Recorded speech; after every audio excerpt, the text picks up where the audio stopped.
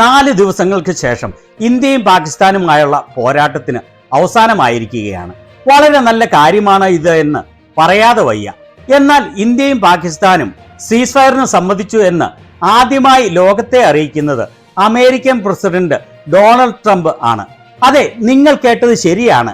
ഇന്ത്യയും പാകിസ്ഥാനും ഇപ്പോഴത്തെ സംഘർഷത്തിന് അയവ് വരുത്തിക്കൊണ്ട് വെടിനിർത്തലിന് സമ്മതിച്ചു എന്ന് ആദ്യം പ്രഖ്യാപിച്ചത് അമേരിക്കയുടെ പ്രസിഡന്റ് ഡൊണാൾഡ് ട്രംപ്. സുഹൃത്തുക്കളെ, ചാനൽ സബ്സ്ക്രൈബ് ചെയ്യാത്തവർ സബ്സ്ക്രൈബ് ചെയ്യാൻ മറക്കല്ലേ.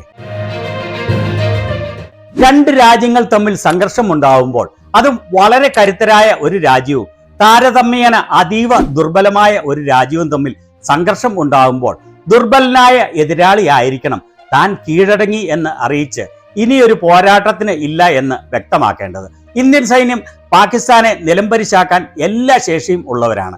ഇന്ത്യൻ സേനയുടെ 10-1 ശേഷി പോലും പാകിസ്ഥാന് ഇല്ല എന്നുള്ളതാണ് വസ്തുത. അവർക്ക് കീഴടങ്ങുകയല്ലാതെ മറ്റൊരു മാർഗവുമില്ല.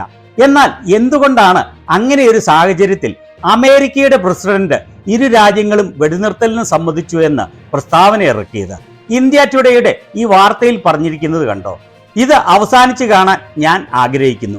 ഇരു രാജ്യങ്ങളുടെ ഇടയിലും സംഘർഷം വർദ്ധിക്കുന്ന പശ്ചാത്തലത്തിൽ മധ്യസ്ഥൻ ആകാൻ ട്രംപ് സന്നദ്ധത അറിയിച്ചു. അതിന്റെ താഴെ പറഞ്ഞിരിക്കുന്നത്, ഈ സന്നദ്ധത അറിയിച്ചുകൊണ്ട് ട്രംപ് പറഞ്ഞത്, ഉടനടി സ്റ്റോപ്പ് നൗ, ഇപ്പോൾ തന്നെ സംഘർഷം അവസാനിപ്പിക്കാൻ ഞാൻ ആഗ്രഹിക്കുന്നു. ഇന്ത്യ പോലെ ശക്തമായ ഒരു രാജ്യത്തോട് സ്റ്റോപ്പ് നൗ എന്ന് പറയാൻ ട്രംപിന് എന്താണ് അവകാശം? ട്രംപിന്റെ ചെലവിലല്ലല്ലോ ഇന്ത്യക്കാർ ജീവിക്കുന്നത്. 2 രാജ്യങ്ങൾ തമ്മിൽ സംഘർഷം നടക്കുമ്പോൾ മറ്റൊരു രാജ്യം മധ്യസ്ഥത വഹിക്കുന്നത് വലിയ കുറവായി ഞാൻ കാണുന്നില്ല. എന്നാൽ ഇന്ത്യയെപ്പോലെ അതിശക്തമായ സൈന്യമുള്ള ഒരു രാജ്യം വളരെ ദുർബലമായ പാകിസ്ഥാനുമായി ഏറ്റുമുട്ടുമ്പോൾ ദുർബലനായ എതിരാളി ആയിരിക്കേണ്ടേ എനിക്ക് മതിയായി എന്ന് പറയേണ്ടത്? ഈ വെടിനിർത്തൽ പ്രഖ്യാപിച്ചുകൊണ്ട് ഏറ്റവും ആദ്യം പ്രസ്താവന ഇറക്കുന്നത് അമേരിക്കൻ പ്രസിഡന്റ് ഡൊണാൾഡ് ട്രംപ് ആണ്. മെയ് 10 വൈകുന്നേരം 5:30 അദ്ദേഹത്തിന്റെ സോഷ്യൽ മീഡിയ പ്ലാറ്റ്ഫോമായ ട്രൂത്ത് സോഷ്യലിലൂടെ ട്രംപ് ഈ പ്രസ്താവന ഇറക്കുന്നത്. അതിനുശേഷം തന്നെ 5:33 എക്സിലൂടെയും അദ്ദേഹം ഇത് പങ്കുവച്ചു. അതിൽ പറഞ്ഞിരിക്കുന്നത്, അമേരിക്ക മധ്യസ്ഥത വഹിച്ച ഒരു രാത്രി മൊത്തം നീണ്ട മധ്യസ്ഥ ചർച്ചയുടെ ഫലമായി ഇന്ത്യയും പാകിസ്ഥാനും പരിപൂർണമായി ഉടനെ തന്നെ വെടിനിർത്തലിന് സമ്മതിച്ചതായി പ്രഖ്യാപിക്കുന്നതിൽ ഞാൻ സന്തോഷവാനാണ്. കോമൺ സെൻസും വലിയ ബുദ്ധിയും ഉപയോഗിച്ചതിൽ ഇരു രാജ്യങ്ങളെയും ഞാൻ അനുമോദിക്കുന്നു. ഇതിൽ നിങ്ങൾ നൽകിയ ശ്രദ്ധയ്ക്ക് ഞാൻ നന്ദി അറിയിക്കുന്നു. ഇവിടെ ട്രംപിന്റെ പ്രസ്താവന പങ്കുവച്ചുകൊണ്ട് വൈകുന്നേരം 5:31 ANI ന്യൂസ് ഫ്ലാഷായി കൊടുത്തിരിക്കുന്നതാണ് ഇത്. ഇന്ത്യയും പാകിസ്ഥാനും ഉടനടി പ്രാബല്യത്തിൽ വരുന്ന വെടിനിർത്തലിന് ധാരണയായി എന്ന് അമേരിക്കൻ പ്രസിഡന്റ് ഡൊണാൾഡ് ട്രംപ് പറഞ്ഞു എന്ന് അമേരിക്കൻ മാധ്യമ സ്ഥാപനമായ റോയിറ്റേഴ്സ് റിപ്പോർട്ട് ചെയ്തതാണ് ഇത് എന്ന് പറഞ്ഞ്. അതുപോലെ BJP MP ഗൗരവ് ഭാട്ടിയും ട്രംപിന്റെ ഈ പ്രസ്താവന ഷെയർ ചെയ്തിട്ടുണ്ട്.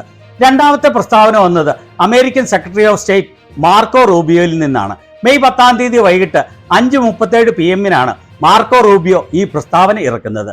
ഇവിടെ സെക്രട്ടറി റൂബിയോ എക്സിൽ കുറിച്ചിരിക്കുന്നത് ഇങ്ങനെയാണ്: കഴിഞ്ഞ 48 മണിക്കൂറുകളായി വൈസ് പ്രസിഡന്റ് JD വാൻസും ഞാനും ഇന്ത്യയുടെ പ്രധാനമന്ത്രി നരേന്ദ്രമോദിയും പാകിസ്ഥാൻ പ്രധാനമന്ത്രി ഷഹബാസ് ഷെരീഫും എക്സ്റ്റേണൽ അഫയേഴ്സ് മിനിസ്റ്റർ S ജയശങ്കറും പാകിസ്ഥാന്റെ chief of army staff Asim മുനീറും ഇരു രാജ്യങ്ങളുടെയും ദേശീയ സുരക്ഷാ ഉപദേശകരായ അജിത് ഡോവലും അസീം മാലിക്കും ഉൾപ്പെടെയുള്ള മുതിർന്ന ഒഫീഷ്യൽസുമായി ചർച്ചകളിൽ ഏർപ്പെട്ടുകൊണ്ടിരിക്കുകയായിരുന്നു.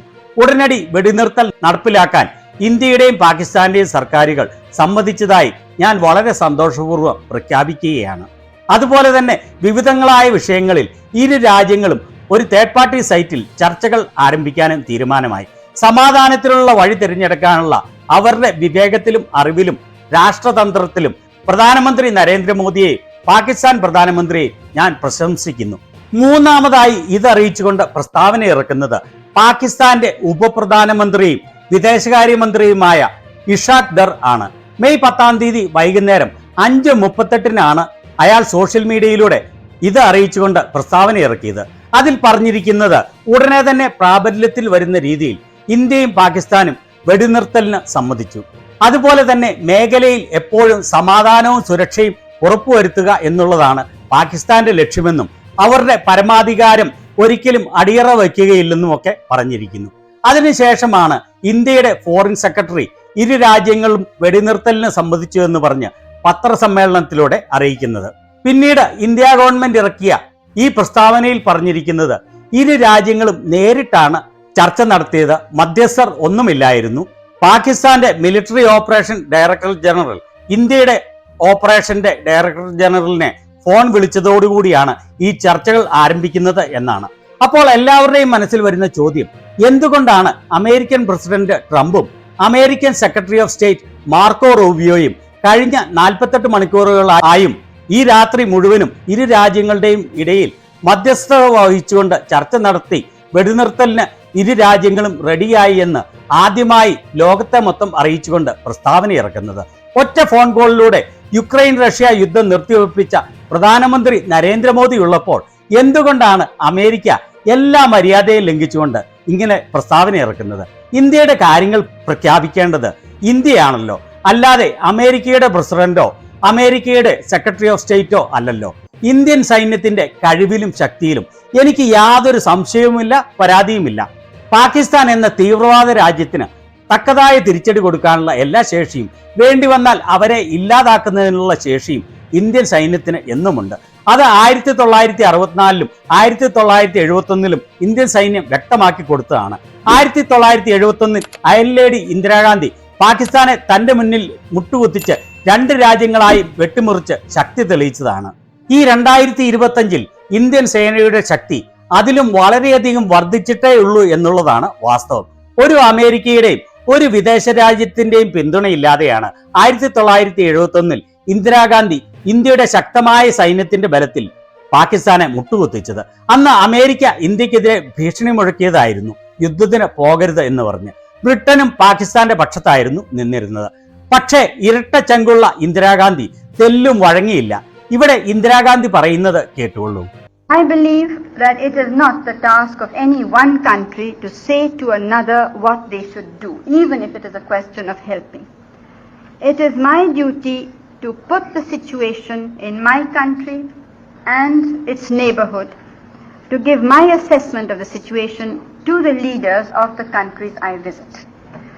It is for them then, with their own assessment and what they hear from me, to make up their minds what they think about it and what they should do about it.